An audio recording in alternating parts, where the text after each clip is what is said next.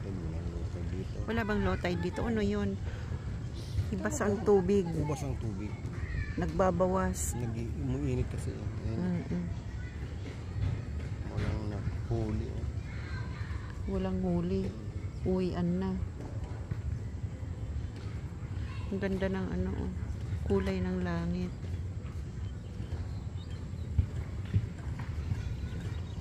Ito guys, ito yung Bato Lake dito. Ito yung everyday income dito sa ano, ito produkto ng ano, ng Bicol, ng Bato Kamsor dito sa hometown.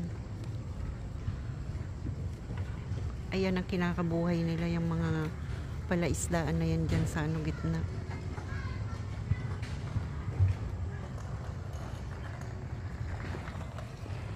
Ito namang iba, nag-ano yan, ano nga yung tawag niyan? Namamaklad, no? Ayan, anong gagawin dyan? Parang ano, no? Parang port. May gagawing ano, fish port.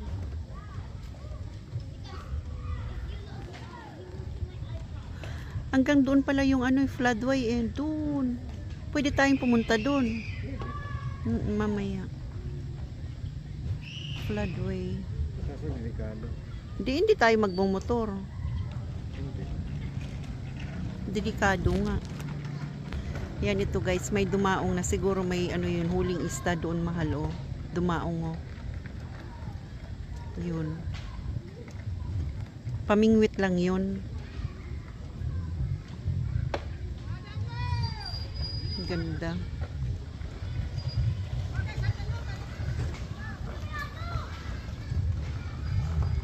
Ang ganda ng tanawin guys, yung lumubog na yung araw dun sa kabilang bundok. Diyan din ako tumira guys noon sa kabilang anong to, kabila nitong lake na to, tumatawid kami dyan. Bakin kisadi. Nakamotor. Ikaw pala yung tinatawag nun? Hindi.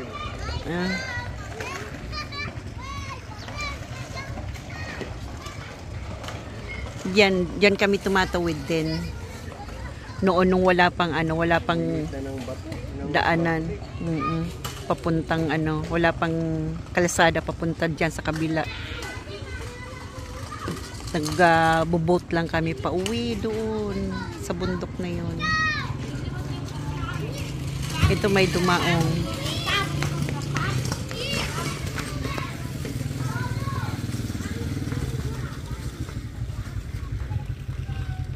Yan si kuya. Dumaong siya.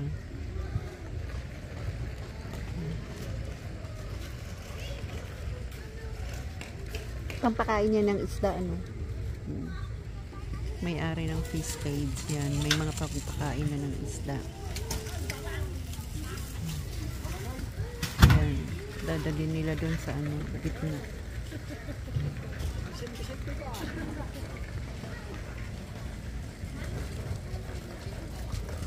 Ayan na si kuya. Pagma kayo dun mo sa YouTube tag ko kayo sa litrato.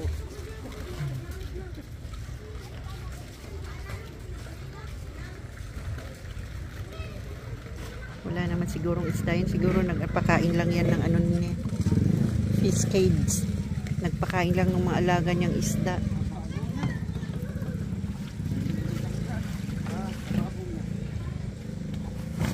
Ganda. Wala na. Lumubog na ang araw. Saan?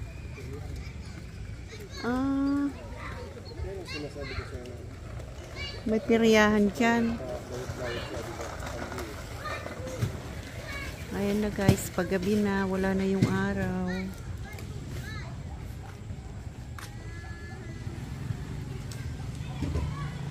Ito kasi ang fish port dito sa ano, Bato Lake.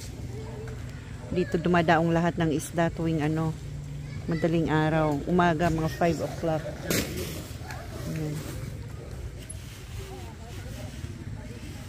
Ito ang fish port dito na donated by Luis R. Villapuerten. LVR, LRB. Talagang may donated ano. New Zealand, wala kang makikitang mga ganyan.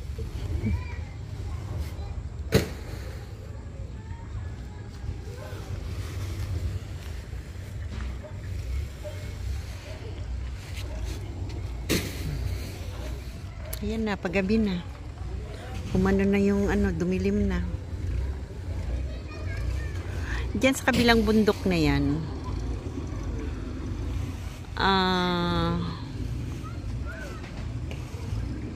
pagkabila dyan, dagat na rin.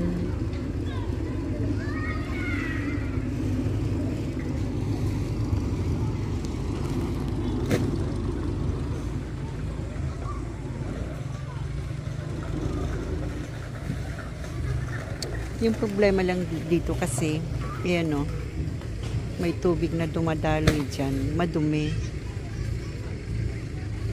Ayan guys, madumi.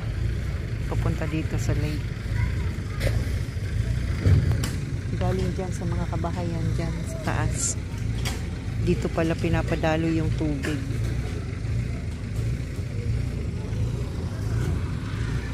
Guys, kinakarga na nila yung ano nila, pampakain ng ano, ng isda. Ito ang kabuhayan dito. Kasi ano to guys, tubig tabang.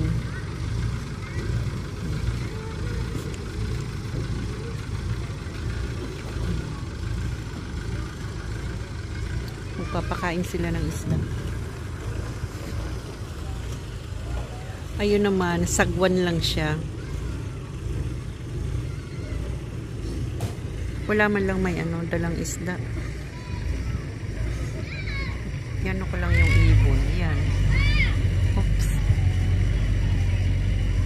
Nasa gitna pero may nadapuan silang kahoy.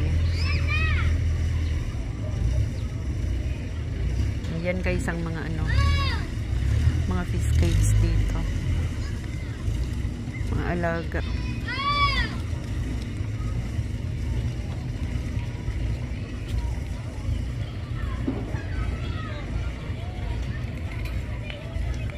Yan ang pinagkakakitaan nila dito, tilapia.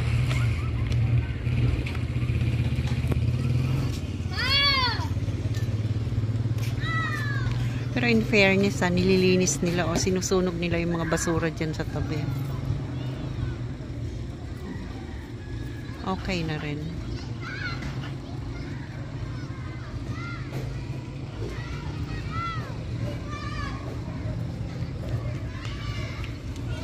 Ito, nakaantay sa akin. Si Manong Mando. Si Manoy. Inaantay ako.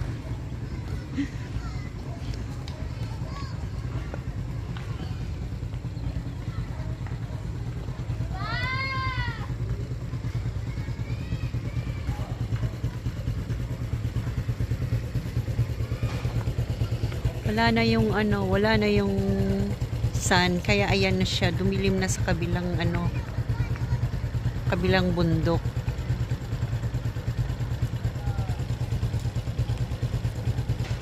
Akala ko may mga dalang isda yung mga yan. Wala yan, mga nag-ano lang. Mga nagbawog lang, nagpakain lang ng isda.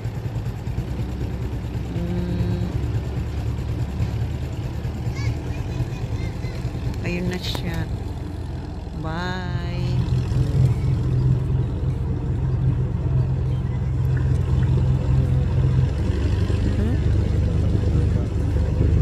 Wala nang kahoy, ano? Mas matibay. Pero ano, kalawang.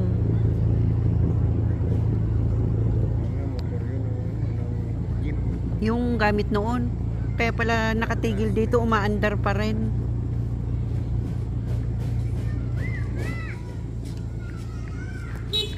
And guys, ito na nga guys, ang sabi ko sa inyo, yung produkto dito, tilapia. Yun ang mga nakaka-LL dito, yung may mga sariling fish cage. Pero yung mga mangingisda lang dyan, pang araw-araw lang nila. Pero hindi pa puno, mahal eh, ano. Binawasan na nga yan. Binawasan na nila. Dati yung piskits namin doon sa kabila. Sa Luyo na. Mm. Iwan ko pa kay Panil. Ano na lang, oh. Bakit hindi na inano ni Kuya Panil? Pati bangka binenta. Binenta. Ay, dati may sarili kayong fish cage. Pati may bangka, 2 motor namin. Nasaan yung silad ka na noon? Si Kuya Panil lang naiwanan. Tapos, Binenta. nawala na. Nako. Sayang naman. Dapat pala ano ba yun? Parang isla. Siguro yan na naipon dyan na ano no, basura no. Talagang mababaw ang tubig ngayon kasi mainit dito guys. Ayan no. May lumitaw na ano. Maliit na isla. Mainit kasi guys, grabe init dito. Kanina siguro mga 40 yun. May mga isda mahal oh. Mga 40 siguro yun. Ayan guys, pinakita ko sa inyo ang ano dito sa amin. Pinagkakitaan ng mga tao. Ito na. Ito talaga yun. Tara na.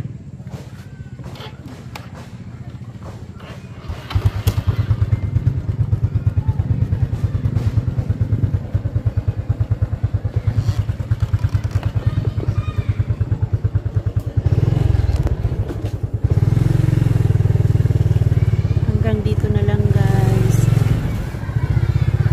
Like po, click the notification bell po para updated po kayo sa aking munting vlog. Watch hour na lang po ang kailangan. May ano dito oh, may peryahan sa tabi ng lake. Watch hour na lang po ang kailangan, as I've said. And subscribe na rin po. Maraming salamat. God bless po sa inyong lahat. Ingat po lahat. Salamat po sa mga nanonood.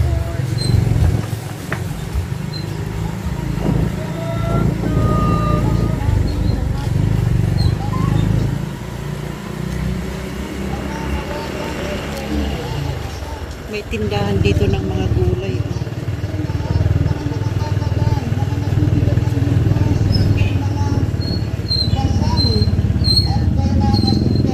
Po ng mga gulay.